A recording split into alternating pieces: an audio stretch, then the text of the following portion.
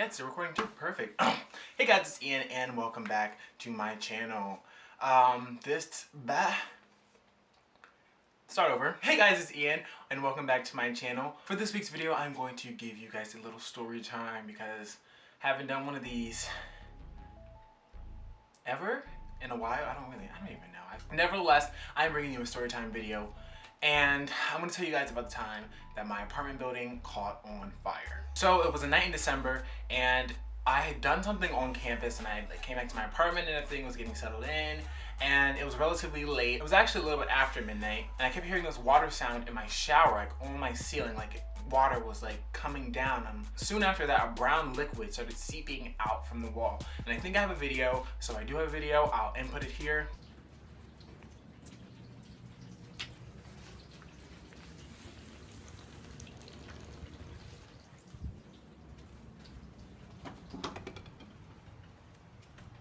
And I started taking videos and pictures because your boy is not about to pay for any damages because I had nothing to do with this. So I started documenting all of it. I saw some fire trucks kind of near the street. From my window you can see the street. And so I saw the fire trucks lights and stuff like that, but I really didn't think anything of it. I get a text at about 1 a.m. from my friend and she said, "Are you outside?" And I said, "No, it's 1 a.m. Why would I be outside?" She was like, "The apartment caught on fire." What do you mean? What do you mean?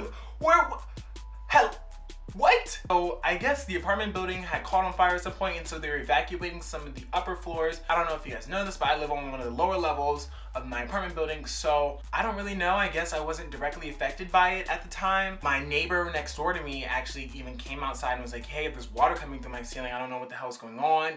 And we were both trying to figure this out. Meanwhile, the hallway is all wet. The ground of the hallway from about my room to, I would say, the end of the hallway was entirely soaked. We were both trying to figure out where this water was coming from. I decided that I was gonna go up and find out. So I was like, it has to be coming down because, you know, obviously we're on the bottom and it's not up. So I went to the stairwell to investigate. I went up a floor, more water was dripping down the stairwells. I went up another level, there was even more water. The farther and farther I got up, there was even more and more water just dripping down the stairwell. So I finally got up to the floor. I believe the fire was on the 10th floor. These firefighters literally with giant squeegees pushing waves of water out of the floor and down the stairwell. I was under the impression that my building was on fire, not that we were experiencing a tsunami. Where is water coming from? What is it doing here? What is happening? What is going on? Why are we being notified? You know, what's happening? I guess I didn't really figure it to be that big of an issue. So I went ahead and I went back to bed. Anyway, oh my God, the sun is like right here. Golly, Jesus. Oh my God, okay. Wow. At around 3:30 a.m. the alarm comes on again. There's a fire in the building, you need to evacuate, police are on their way, blah, blah, blah, blah, blah. And I was like, really, this message again? So I put in my earplugs and I went back to sleep, only to be woken up 30 minutes later to the police pounding at my door.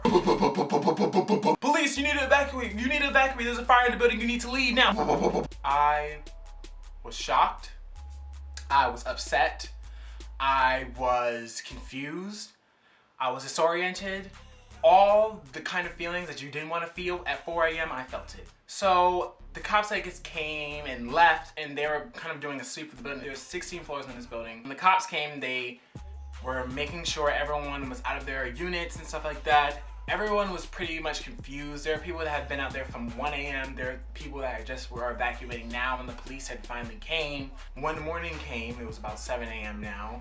I had woken up and I was like, all right, I need to figure out what's going on. I'm sure they figured out the situation so I go back to my apartment building, figure out what's going on, and they're not letting anyone in the building. I mean, the building is entirely evacuated, locked down. There's tons of police officers all around the building and they're not really sure about, you know, what's going on. We didn't know this information at the time, but there was a grease fire and the people who were involved, I guess, did not know how to extinguish a grease fire, which by the way is baking soda. They did not know how to extinguish a grease fire, so they put the pan under the sink or something like that. Either way, it caught other things on fire, and so then the sprinklers went off and they were unable to turn off the sprinklers, which caused all the water to happen. So I guess the sprinklers just kept pouring and pouring down, and that's why I was seeing the firefighters push waves of water down the stairwell.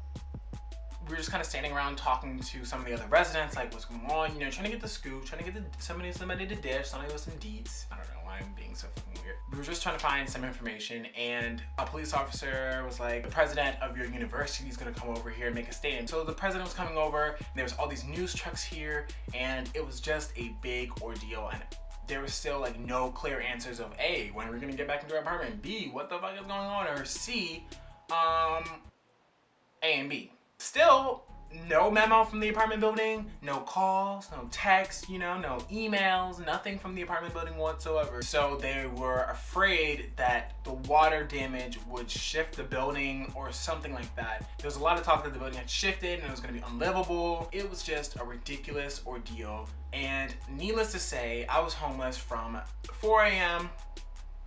to about 7:30 p.m. when they finally let people in. Well, people have been left out of their apartment buildings since the early morning, had to go to class in their pajamas, shower on campus if they needed to. They finally let us back in, and I was just chilling. They came and they fixed some of the water damage that had happened, and now I guess this place is livable.